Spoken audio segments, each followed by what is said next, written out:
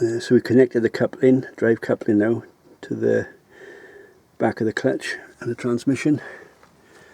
All the knobs are fitted. We fitted some pipes for the clutch filler dipstick. So they're done. And bolts for the manifolds done. Just been looking there for the mounting bolt for the cab. They look like 1/2 inch UNCs. And there's the knobs, all new now, all replaced.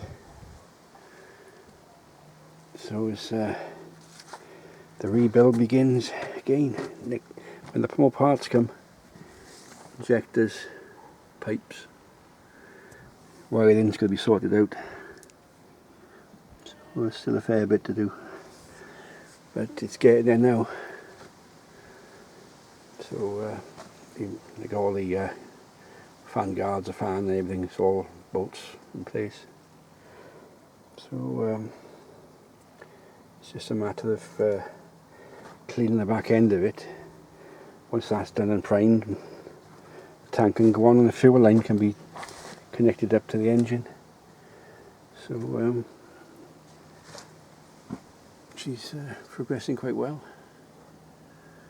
So going to head back now, put a second coat of paint on the cab, because the weather's nice and warm, and see what happens next.